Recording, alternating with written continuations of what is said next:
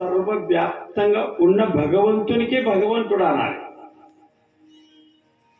మనకు తెలియక మేము అనుకుంటాం, ఎవరెవరో మతి ప్రకారంగా వాళ్ళు ఆలోచిస్తారు. కానీ దేవుడు ఎవరికి అంటారంటే సర్వవ్యాపక భగవాన్. మరి ज्ञानेश्वर महाराज जेव्हा नव्हती चराचर तेव्हा होते पंढरपूर. ये आजकालीची युगी 28चे मद निर्धारित साचे మృత్యు లోకితేనే ఎప్పుడు పాండురంగుడు ఎప్పుడు వారు ఎప్పుడైతే ఈ పృథ్వీ లేకుండే అప్పుడు వారన్నాక మన అట్లెట్లయితుంది అంటే సర్వాంతర్యామి వ్యాపక భగవంతుడు అంటే నిరాకార స్వరూపంలో ఉన్న పరమాత్మ. అతనికి రూపానికి తీసుకొచ్చిన వాళ్ళు సంత మహాత్ములు. ఎందుకంటే మనకు దేవుడు ఎవరికి అనాలో మనకు అర్థం కాదు కనుక సర్వసామాన్య జీవులు ఒకటి ఉద్ధారం కావడానికి మహాత్ములు ఏం చేశారంటే మనకు అందరికి సులభం చేశారు. మన అతడి దేవుడు ఎక్కడున్నాడంటే సుందర ధ్యాన చంద్రభాగ సుందర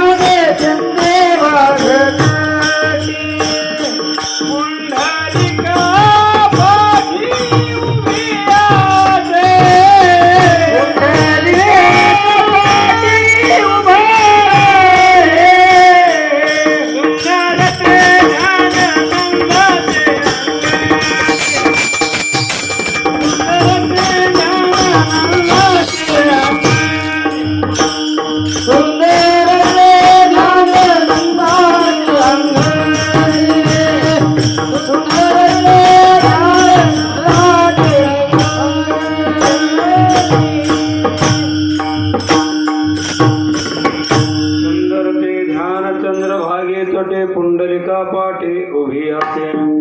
ఏకనాథ్ మహారాజు గారు చెప్తా ఉన్నారు ఏంటంటే సుందరమైనటువంటి భగవంతుడు చాలా అందగాడు ఎక్కడున్నాడు, పుండలికుని యొక్క ఈ పెనుక నిలబడి ఉన్నాడు, అతనికి అంటారు పాండురంగు.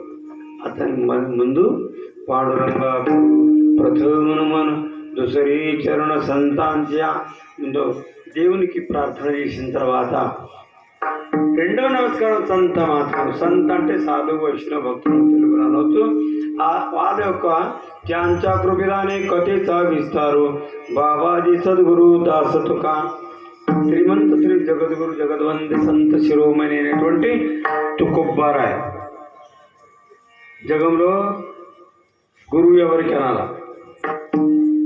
అందరూ గురువులు లేదని అంటే ఎవరి నింద కాదు. జగద్గురు శంకరాచార్య, కృష్ణ వందే జగద్గురు, జగద్గురు తుకుబ్బారాయ్.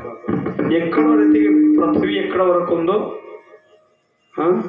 మరి జలం ఎక్కడ వరకు, అక్కడ వరకు ఉన్న వాళ్ళకి ఏమంటారు జగద్గురు. లేకుంటే ఉత్తర పీఠం దక్షిణ పీఠం గురువులు కాదా అంటే లేం మనం. అంటే ఇట్లా ప్రపంచంలో ఉన్నటువంటి జగద్గురు తుకుబ్బారాయ్ గారు వాళ్ళు ఏమంటుందంటే మనల్ని చెప్తా ఉన్నారు. ఏదైనా కూడా అనుభవంతో చెప్పిన విషయం వేరు, అనుభవం లేక చేసుకుని వేరు. ప్రసూతి వైరాగ్యం వేరు, సంచానం వైరాగ్యం వేరు. ప్రసూతి వైరాగ్యం ప్రసూతి అయిన వాళ్ళకి తెలుస్తుంది. మరి తుకారాం మహారాజు కూడా ఏం చెప్తున్నా అనుభవానికి వచ్చింది చెప్పాలి. ఇప్పుడు మేమేమో అనుభవంకి వచ్చి చెప్తలేము, వాళ్ళ యొక్క మార్పులో సేవ అని ఒక సేవకులుగా చెప్తా ఉన్నాం. అనుభవం రావడం చేయడం చాలా కష్టం. ఏమంటారు తుకుబ్బారాయ్? మనల్ని చూసి మన సర్వసామాన్య మన చూసినప్పుడు ఎవరే లేదు. ఇప్పటివరకు ఏ ఋషులు చూడలేము. నువ్వు ఏడ చూసిరు? ఋషులు పోయి బద్రికాశ్రమంలో కూర్చున్నారు, చెట్టాకులు తినుకుంటా. ముని ముక్తధారి వేణి గర్భవాస మా విష్ణు అది ముని ముక్తులు అయిపోయి గర్భవాసం భయపట్టిపోయి. మరి మనం చెప్పిన ఎవరు చెప్పలే. వారి చెట్టాకులు తినుకుంటా మరి పళ్ళు ఫలాలు తినుకుంటా అడవిలే కూర్చుంది. మరి మనలాంటి వాళ్ళకు మానవ జన్మకు వచ్చిన యొక్క జన్మానికి చెప్పిన వారు ఎవరు చెప్పలేదు. కానీ మహత్తులు చెప్పారు, సంత మహత్తులు. బాధ కనిపించింది కదా, వీళ్ళకి ఎవరు చెప్పాలా? అమూల్యమైనటువంటి మనకు ఈ శరీరం ప్రాప్తమైంది. ఈ శరీరం ప్రాప్తమైనాక ఈ శరీరం నుంచి ఏం చేయాలని కూడా కొంచెం ఆలోచన ఉండాలి. సత్తెందుకు కూడా నేను టైం పాసా, లేకుంటే ఆట తీస్తాం రా, చేయకపోతే మన పాపం తగ్గుతుందనే. ఏంది సత్త అంటే? ఏంది సత్త అంటే 7 రోజుల్లోనే దానిపోతారు మనిషి. మరి 7 రోజులనే ఉద్ధారం అవుతుంది. 7 రోజులన్నా కానీ మన ప్రపంచకి వ్యవహారంలో ఉన్న వాళ్ళకి సమయం దొరకదు. ఈ సప్తలన్నా కానీ నామచింతన చేయాలి. 360 రోజులు ఒక 7 రోజులను కానీ కేటాయించాలి కదా. ఎందుకంటే వ్యవసాయాలకు ఎట్లుంటుంది, పని లేనిది కదా చేయన పడుతుంది. మరి ఇటువంటి వాళ్ళకి అందరికీ ఒక చింతన చేయడానికి సంత మహత్వం ఏం చేస్తుంటే ఆలోచన చేసి ఈ మార్గం తెచ్చారు. ఈ మార్గం తెచ్చేది కారణం వాళ్ళకి ఏం అవసరం ఉన్నది. కానీ వారు జగదుద్ధారాలాగే ధరిలే అవసరం మీరు విలాపడి వార సిద్ధాయుధ జగానికి ఉద్ధరించడానికి వచ్చిరా. ఎవరి తాకత పడలే. అధినాథ గురు సకల సిద్ధార్థ మచ్చింద్ర దయాత ముఖ్య శిష్య మచ్చింద్ర అని పోతే గోరక్ష చేశారు. గోరక్షుడలా గహిని ప్రదేశ్ 10 దాటిపోయింది. మనకు కీర్తన ఇచ్చిన సమయం వస్తుంది. ఆదినాథ్ అంటే శంకర భగవాన్ నవనాథుల పైన అందరికీ గురువు. మచ్చింద్రుడు శిష్యుడు గోరఖ్ శిష్యుడు గహినాథ్ శిష్యుడు నివృత్తినాథ్. వీళ్ళ గురించి అనుగ్రహం ఇచ్చారు. కానీ వాళ్ళు ఏం చేశారంటే, అరే మనం అనుగ్రహం తీసుకున్నాం, మనమేనము, మనం ఎందుకోసంకి వచ్చినాము, మనం ఎందుకోసంకి వచ్చినాము ఇక్కడ. అవి వైకుంఠవాసి అరుయాచకారణాసి బోలి లేజే రుచి శాస్త్రభావ వర్తాయా. మేము అక్కడ ఉన్నట్టు ఇక్కడ ఎందుకు వచ్చినాము? మనకు వచ్చిన తర్వాత ఈ జనాలు మాత్రం సుఖము దేనికి అంటాం మనం. సుఖం అంటే బంగారం పైసా బాగుండే సుఖం అంటాం, అంతే కదా. ఇప్పుడేం చూసి మరి బేబాగా అప్పుడు ఇప్పుడేం చూసి అంటారు. అది రెండుకు నడుస్తుంది అంటే ఇప్పుడేం చూసాడు అంటారు. మరి ఎక్కువ అయిపోయినాక ఇంక ఇప్పుడు మొత్తం బేబాగా ఇప్పుడు చూస్తున్నాడు అంటే ఇది ప్రపంచకి వ్యవహారం. ఇది గోడవెచ్చున్నాం, ఇప్పుడు ఏం చేస్తే ఏం లేదు. కానీ సుఖము దేనికి అనాలా? సుఖం అంటే ఈ ఆత్మకు, ఈ జీవికి తృప్తిగా ఉండడం, భోజనం తృప్తిగా. ఇప్పుడు వర్షం పడుతుందా? వర్షం పడుతుంది. ఈ వర్షం పడడానికి ఎక్కడ పోతుంది? భూమి పైన పడిన తర్వాత చిన్న చిన్న పిల్లవాగులు పోతుంది, దాని తర్వాత ఇద్దరు పెద్దవాగులు, దాని తర్వాత గంగలో పోతుంది, మరి చివరికి ఎక్కడ పోతుంది? సముద్రానికి వెళ్ళి. అట్లా ఈ ఆత్మ పరమాత్మ దగ్గరికి వెళ్ళి వచ్చింది. ఎక్కడిది అక్కడ పోతేనే అక్కడ లీనం అవుతుంది. ఎక్కడ కూడా లీనం కావడానికి సమస్య లేదు. అందుకని ఎక్కడి నుంచి వచ్చినా అక్కడ పోతేనే అప్పుడే మనకు దీనికి ఆనందము, సుఖం అనేది ప్రాప్తమైంది. మరి ఇటువంటి సుఖ ప్రాప్తం కాకపోవడం వల్ల జగంలో ఏమైంది? మానవులకు వచ్చిన తర్వాత ఏమైంది? ఇక్కడ వచ్చిన తర్వాత ఏమైంది తెలుసా? మనకి ప్రపంచకి వ్యవహారంలో భార్య పిల్లలు ఇది తప్పు కాదు. ఇది సృష్టి నిర్మితి చేసి బ్రహ్మదేవుని కథ, ఇది దానికి. కానీ వచ్చినాక మార్పు ఏంటి? ఎందుకైతే అంటే ఒక సంగతి దోషం. సంగతి దోషం అయినాక సంగతి దోషం తీయడానికి సంత మహాత్ముడు కూడా వచ్చారు. మన దగ్గర సంగతి ఇంకెక్కడ చేసే అవసరం లేదు. మనకునే కామ క్రోధులు వచ్చాడు దంభ అహంకారం శోభ చేసిన తర్వాత అన్ని మార్గాలు స్టాప్ అయిపోతాయి. మరి అటువంటి దానికి వారు మార్గం చెప్పడానికి వచ్చిన వరకు మహాత్ములు ఏమంటారు? అయ్యా మీరు ఎక్కడ వరకు దేవదేవమును వ్యర్థక ఫిర్సి నిజదేవనీన కొడుకు దేవుడు దేవుడు దేవుడు ఎందుకు తిరుగుతున్నారు నాయన? నువ్వు ఎక్కడ తిరిగినా నీకు లాభం లేదు. మరి దేవుని ప్రాప్తి గురించి ఎందరో బద్రికాసనంలో పోయి కొన్ని వేల లక్షల సంవత్సరాలు కూడా దేవుని ప్రాప్తం కాలేదు. योगिया जाने जाता ना तोड़, योगिया जाने जाता ना तोड़, तू आमा पासी मागे पुढे,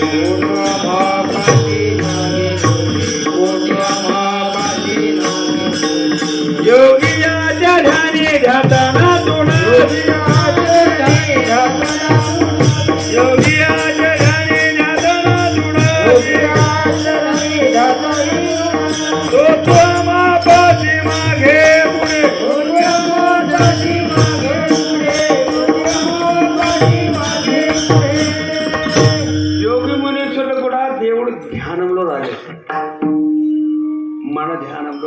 మా ధ్యానంలో వచ్చి నేను చెప్తాను. అతనికి మేము ఎవరంటుంది? సంత మహాత్ములు. ఎప్పుడైతే నివృత్తినాథ మహాత్ములు ఏం చేసినా మనమైతే దేవుని చూసినాం, మనకైతే అన్ని తెలుస్తాయి. మరి ఈ జగానికి ఉద్ధరించడానికి కూడా మనం ఒక మార్గం చేయాలి.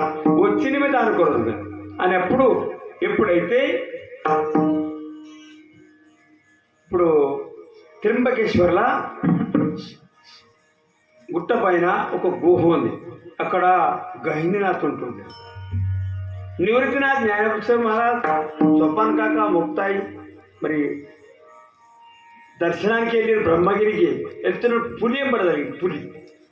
పులి ఎంబడదలితే నివృత్తినాథ్ పరిగెత్తమనుడు అతని ఎంబడి పులి జరిగింది. పులి జరిగిన తర్వాత ఇక్కడ ధ్వని ఉంది, ఇందులో దాచుకుందాం అక్కడ పోటకుని అక్కడ పద్మాసనం వేసుకొని గహినీనాథ్ కూర్చున్నాడు. కూర్చుని వెనుక చూస్తే పులి లేదు, ఏం లేదు.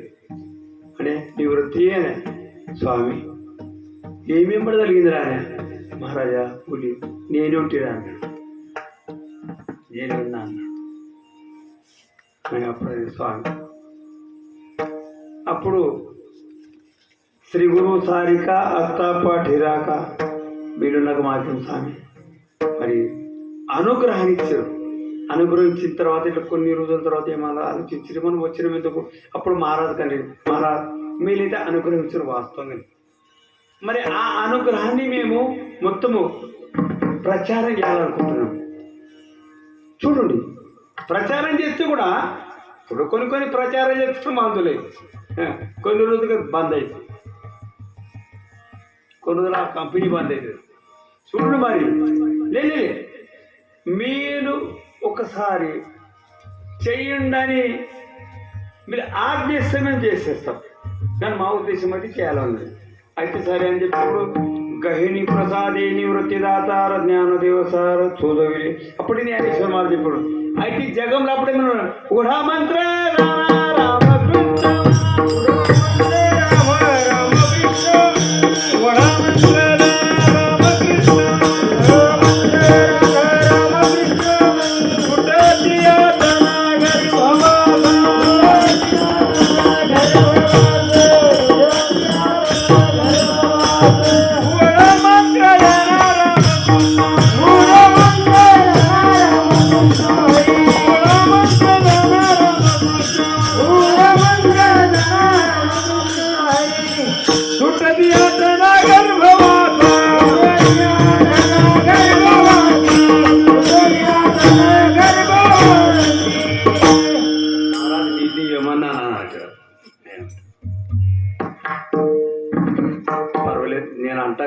కొంచెం ఇప్పుడు జర మాకు ముసలితనం వచ్చింది, స్వరం కరెక్ట్ ఆడదాకా పోతుంది పోదా అన్నట్లు ఒక భయంతో ఏమంటావు. ఇప్పుడు ఎంతైనా కానీ ఎద్దు ముసలికి కోడెత్తును కలిసి కలుస్తుందా? ఇక ఊకే ఏడంటారు ఒక ధమ్కితారు కాలరీ అంటారా, అట్లా ఒక ధమ్కితోనే కానీ పవర్ఫుల్ లేదు. ఓఢా మంత్రదాన రామకృష్ణమన తుడతి యాతన గర్భవాస అందరికీ చెప్పేసారు. మీరు నిర్మలంగా రామకృష్ణాని విఠోలు కేశవ మంత్రహాదపవ సర్వకాల అదే మరి చేస్తూ చేస్తూ చేస్తూ చేస్తూ వచ్చిన తర్వాత లాస్ట్ చివరికి చుక్కుపారాయి. అప్పుడు ఏమన్నారు, అది చూసుకుంటూ వచ్చినా కానీ వాళ్ళకు ఇప్పుడు ఏదైనా కూడా అర్థమైతేనే మంచిగా, లేకుంటే ఏమంటారు అర్థం లేని సంసారంలో కూడా ప్రపంచకి వారిని కూడా అర్థమైతేనే అంతే కదా, లేకుంటే అంత ఆఫీసే కుత్తకాయ అంతే కదా. ప్రపంచం కానీ పరమార్థం కూడా కొంచెం అవసరం ఉంటుంది. కానీ అనుభవం ఉన్న వాళ్ళ యొక్క అనుభవం తీసుకుంటే అది చివరికి ముడుతుంది. మరి తుకుపర అంటారు, నేను రూపాన్ని చూసిన, నేను భగవంతుని చూసిన, అది అనుభవాలయంగా తోయాదగాదే తసే తుకామనే చాకుని సాంగి ముద అనుభవాయాంగి నాకు అనుభవం వచ్చింది. విఠేవరి జాతే పావులే సమానా విఠేవరి జాతే పావులే సమానా విఠేవరి జాతే పావులే సమానా విఠేవరి జాతే పావులే సమానా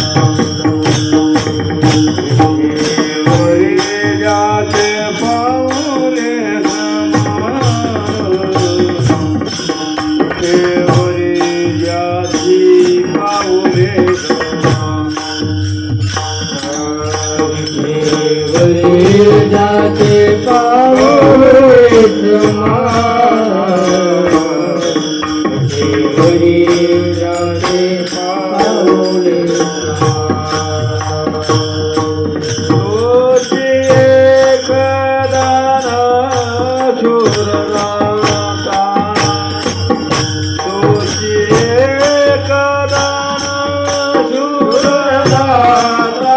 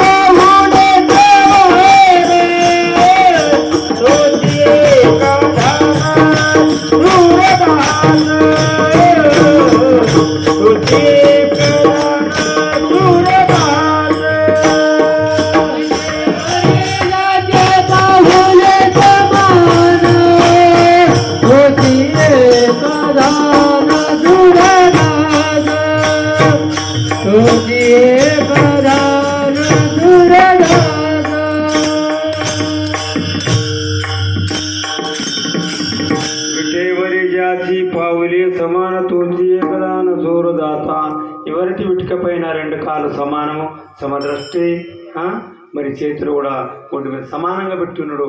ఆయన దానశూరుడు, జగముడు దాత ఇద్దరు ఉన్నారు. ఎవరు?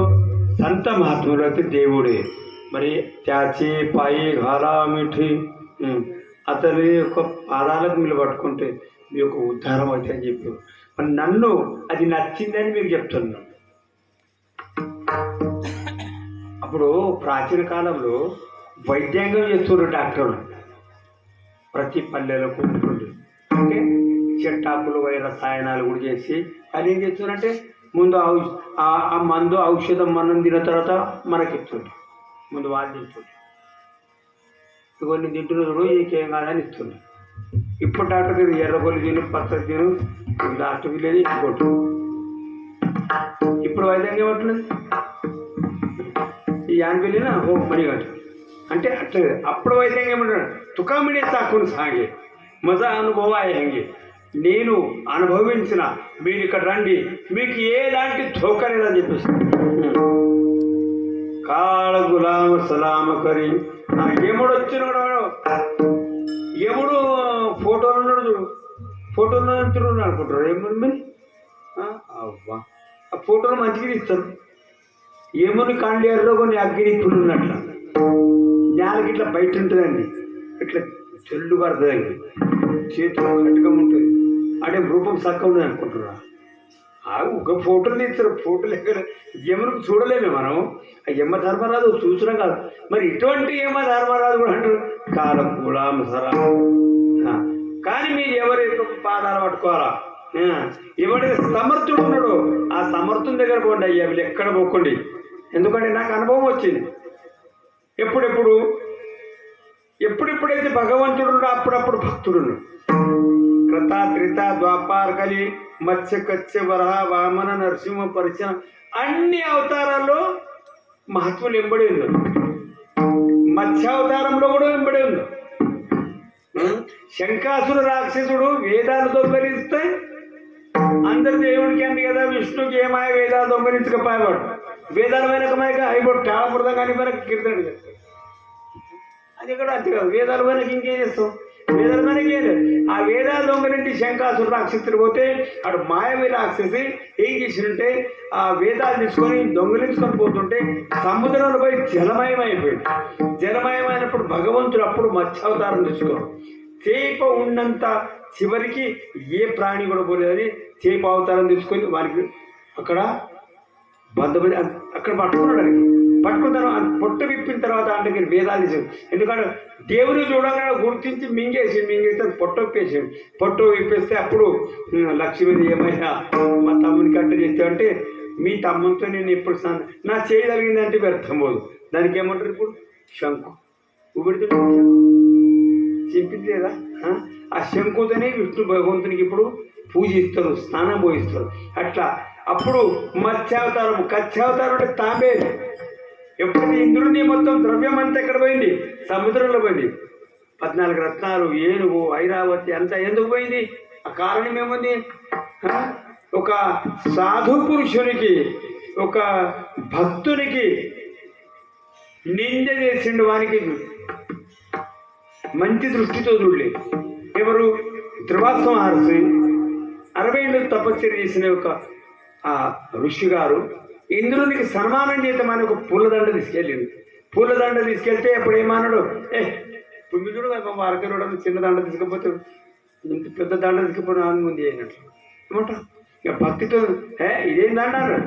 ఏం చేయాలంటే ఏనుగు వేసేయండి అన్నాడు. ఏనుగు వేసేసినప్పుడు రుచి ఏనుగా నవ్వకుండా సొండంతో తీసుకొని కాలకెళ్ళి నచ్చేసి నచ్చితే అరే ఇంద్ర నీది మొత్తము నీ రత్నాలు, నీ మొత్తము నీ రాజ్యాంగమే ఖతం అయిపోతుంది. నీరేమో అప్పుడు అమృతం లేదు, మరి రత్నాలు లేవు, ఏనుగు లేదు, మొత్తం పోయింది. అప్పుడు అందరి దేవతలు కూడా దేవుడు ఇంద్రుడు రాదు, దేవతలకు రాదు కదా ఇతడు.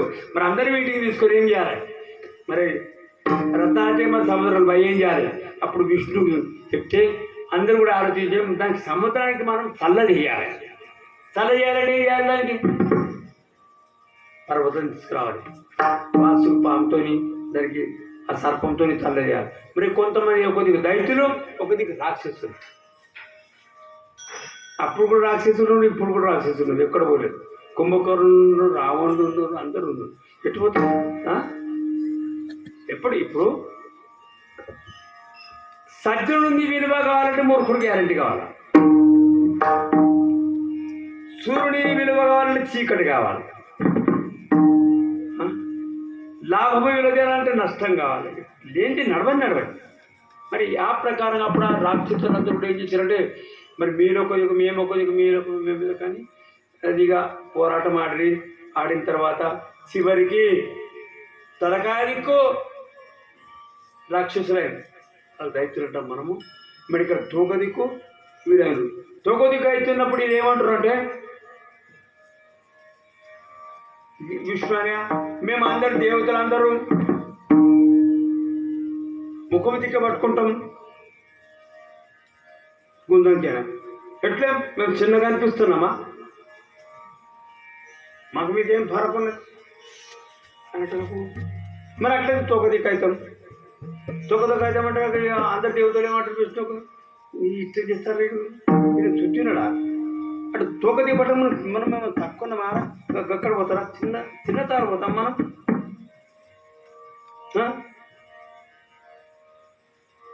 అందుకని తుక్కుబర నీ తుప్పను బరువు దేవా నచ్చని కొనాత హిదావా నువ్వు తోక దిగు మాట కృష్ణ. అరే పోదాంరా బాబా అట్లే అక్కడైతే అక్కడికి పోతుంది అక్కడికి పని కానీ మనకి ఇదియో అదియో. ఇక మనము మొండితనం చేసుకుంటే అంత ఖరాబ్ అవుతుంది పని. కానీ ఎక్కడైతే అక్కడ ఆనే ముందు మొండి మీకు పట్టదు. ఎప్పుడైతే గుందాడితే ఆ పాము నోట్లకి వెళ్ళి విషం బయట పడాడితే వాళ్ళు నొప్పారు.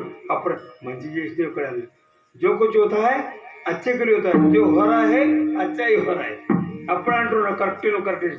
అయితే అందులో అప్పుడు పర్వతం మొత్తం సముద్రంకి వెళ్ళిపోవటం లోపల పోతుంటే అప్పుడు భగవంతుడు స్వయంగా తామేలు అవతారం తీసుకొని దానికి ఈపిచ్చింది అందుకెళ్ళి రత్నాలు. ఇట్లా ఇప్పుడు ప్రతి ఒక్క అవతారం చూసినప్పుడు ఏం తుప్పరాయన్నాడు. అప్పుడు చేపట్టు కాళ్ళు లేకుండా ఏం లేకుండా అది తామేలు అవతారం 4 కాళ్ళు 2 కాళ్ళు ముందు పోతే బయట వస్తాయి. ఎట్లా దర్శనం చేయాలా? అరే మచ్చకొచ్చే వరావతారం అంటే అది హిరణ్యాక్షుడు. హిరణ్యకశిపుడికి తెలుసు కదా ప్రహ్లాదుని తండ్రి అట్లా కదా. మరి హిరణ్యాక్షుడు అన్న ఇవాళ ప్రథమిట్ల సంఖ్యలు కొట్టుకుంటూ పోతారే ఈ మహారాజులు ఒక చెప్తారు ఎక్కడికి దక్షిణ పని చెప్తారు.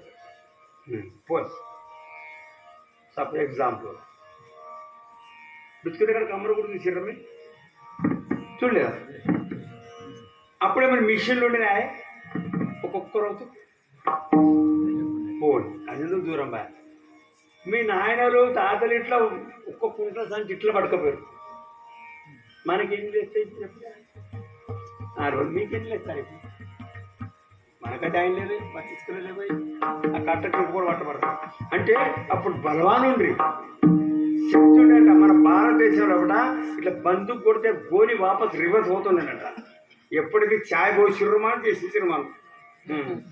సహా బ్రహ్మ దూది విష్ణు సాకరదేవు మహేశ్వర సాక్షాత్ పరబ్రహ్మ కొంప శాయరామ అయిపోయింది మన కథనే. మా తాత అది కుడిగాడదో కుడిది కూడా అట్లా. ఎందుకంటే ఇంత తాకత్ ఉండే అంటే ఇంత బలం ఉన్న కాలం నుండి.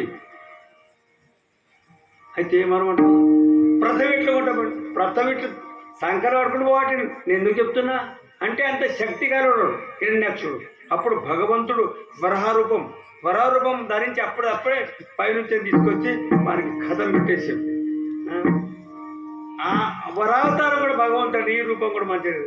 ఇక అన్ని 10 అవతారాలు చెప్పుకుంటూ పోతుంటే ఇది తెల్లారిపోతుంది. అన్ని అవతారాల్లో చూడండి కదా మీరు. మత్స్యకచ్చేవర వామన అవతారంలో ఏం చేసిండు? బాయిరాజుకు ఏం చేసిండే? 3 అడుగులు దానం అడిగాడు. వీడు ఎట్లా పరిశాన్ దేవునికి చూపించే దేవుని దర్శనం చేయించడం ఎవరు? దేవుని ప్రాప్తి గురించి ఎలా ధరావే సంతాతే హరి ప్రాప్తిషి ఉపాయం. భగవంతుని ప్రాప్తి గురించి ఉపాయం ఎవరు పోవాలా? సంత మహాత్ములు ఎవరు పోవాలి? మరి సంత గురువు ఒకడే కదా. మరి ఎప్పుడైతే శుక్రాచార్య ఉన్నాడు అతడే గురువు ఉన్నాడు. దేవుని ప్రాప్తి గురించి బలిరాజుకి బలిరాజుకి 99 యజ్ఞాలని, ఇంకొక యజ్ఞం అయితే ఇంద్రుడు అవుతాడు. ఆపద సంధి లక్షణం ఇప్పుడు అనుకోకుండా ఇంకోటి అయితే అయిపోతుంది. ఇంద్రుడు అయినా ఏమని చేసేది, హాని చేసేది, గైడ్ చేసేది, తెల్లరటలు కట్టరు తెత్తరుగా. అయితే అప్పుడు 99 యజ్ఞాలప్పుడు దేవుడు ఏం చేసినగా ఆలాదినమునని చిన్న బ్రాహ్మణుని ఒక రూపం పట్టించి ఒక చెల్ల ఒక పంచ కట్టుకొని గొడుగు పట్టుకొని పోతుంటే శుక్రాచార్య అంటారు మరి రాజధర్మం ఏముంది? మన దగ్గరకు వచ్చిన తర్వాత అతిథిని మాత్రం సత్కరించాలి, అతిథిని యొక్క సన్మానం చేయాలి, అతిథిని పూజించాలి. అతిథి దేవో భో, అతడు దేవుడు. మరి ఏం చేయాలా? అప్పుడు నేను భాగ్యవంతుని కుజుడని భాగ్య అథ చింత వారని అతని రూపం చూడని బలిరాజుకు సంతోషం అనిపించాను. రండి గాలి సంతాశయాసని పూజా కరి కాయవాతామని కాదననే దాన్ని ఇచ్చులే చేపురవి ఆసనాలు వేసారు. కూర్చొని పెట్టిన తర్వాత పూజించిన తర్వాత స్వామి చెప్పండి ఆజ్ఞపడి ఏం సేవ చేయాలి బడి అంటుండు. ఎవరు ఎవరైతే దేవుని ప్రాప్తి గురించి చెప్తున్నారు అతడే వద్ద అంటుండు. మరి అప్పుడు గురువు తినాలా ఈయనద్దా? అందుకోసం చెప్తూ నావడే జనధన్ మాత పిత. మరి తుకోబరాయం అంటే అప్పుడే హిత జోసేదాగత ధన్య మాత పిత కుడి కన్యాపుత్ర. మరి ఇక్కడ నావడే జనధన్ మాత పిత తండ్రి కూడా ఒక టైంలో కట్టేయాలని. ఎందుకు? ఎసుడి తండ్రికి హిరణ్యకశిపు వస్తుంటే, మరి ఏ తల్లికి కైకేయసుడి దానికి అందరికంటే కైకేయి పేరు ఎలా పెడతారు? ఇప్పటిదాకా పెట్టారులే, హిరణ్యకశిపు అని పెట్టరు, పేరు పెట్టరు. ఇంకా అనేది బాగా. మరి అప్పుడు గురువు ఇట్లా అంటున్నాడు, నమ్మనా వేతైసే గురుచే వచ్చాను దేని నారాయణ అంతరితో ఆడాలా మనుని పోడీలాడోళ బడిని అందడా శుక్రచేరా. అరే ఇట్లా తింటున్నా నా శిష్యుడు ఆయ నంబరేకి శిష్యుడు పోయినాక నా దక్షిణ ఎక్కడ పోతుంది కానీ ఆడే శిష్యుడు ఆ ఛారీలో కూడా పోయి కూర్చొని ఇట్లా కళ్ళతో ఒక కళ్ళతో చూస్తూ ఉన్నాడు. ఏం చేస్తున్నాడు? సన్నం అంటే సూక్ష్మ రూపం ధరించి ఆ శుక్రాచార్య లోపల ఎప్పుడేమో నీరు బట్టలు వెళ్ళి జలమని పుడకగొట్టిండు. ఆడాలముని పోడీలాడోళ ఒక కన్ను కూడా కొట్టేసి ఎందుకోసమే దేవుని ప్రాప్తి గురించి. అటువంటి టైంలో ఆ దేవుడు ఒక కాలు మీదికి 2 అడుగుల 1 అడుగున్నది. 1 అడుగున్నాక ఏడబెట్టాలంటే తను తుకామని పోయి జీవదిల్లా అది చెప్పడనే తుక్కుపా దేవుడా ఒక కాలు మీదికి ఒక కాలు కిందికి. అది నీ రూపం ఏంది? ఇదంతా నాకు నచ్చలేదు. పోనీ రామావతారంలో ఒక కాలు ముంగట ఒక కాలు వెనుక నాకు అది. పోనీ కృష్ణావతారంలో దేవుడా చరణీవాదవితో వేను దేవుడు అంటే ఒక కాలు నిట్ట ముఖాలు ఇట్టు పెట్టినాం. నాకు ఇది కూడా నచ్చలేదు. చివరికి బౌద్ధావతారము లోపల 2 సమానము పాదాలు పెట్టి నాసాగురికి రష్టి పెట్టి నిలబడప్పుడు ఉన్నాడు. అవోడే రూప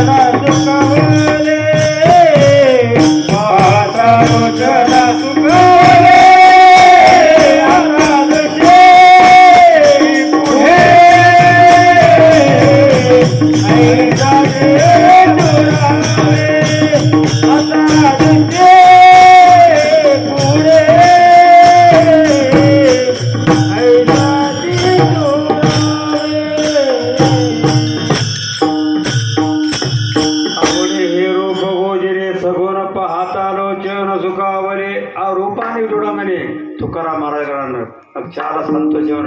ఇప్పుడు అదా దృష్టి పొడి ఐసా చేతురాహి జోమే తుదపాహి పాండురంగా. నేను ఇప్పటి వరకు చూస్తున్నావు పరమాత్మ, నువ్వు అట్లే నుండు. మరి ఇప్పుడు ఏం చేద్దాం మనం అందరూ కూడా? ఎవరికి ఎవరైతే పేరు చెప్తారో వారే అందరూ కూడా చింతన చేద్దామండి.